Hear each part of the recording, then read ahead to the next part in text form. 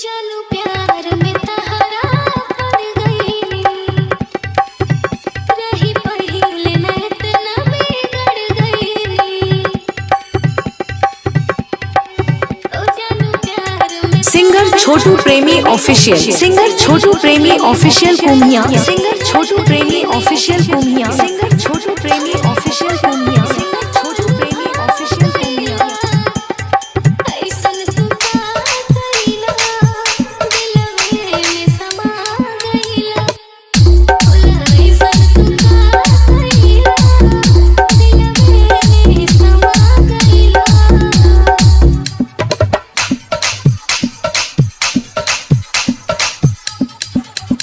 इलाका किसी का हो धमाका, डीजे रोहित साउंड छतरम चौराहा का होगा। बुकिंग करने के लिए संपर्क करें 6261513798 पर।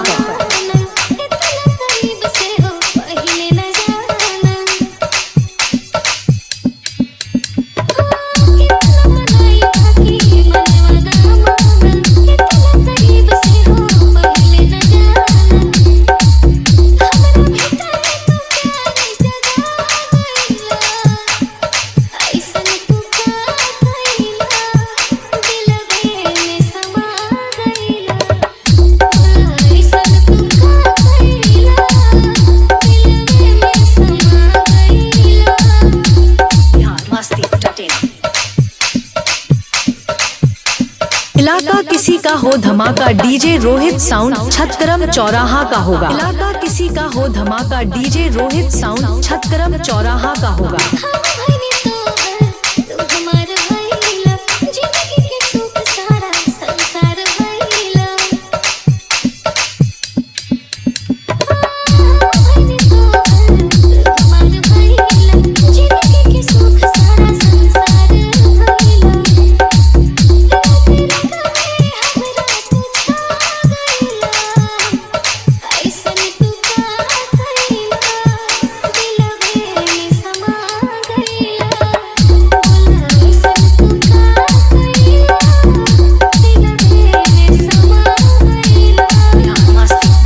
डीजे रोहित साउंड छतरम चौराहा का होगा। बुकिंग करने के लिए संपर्क करें 6261513798 पर।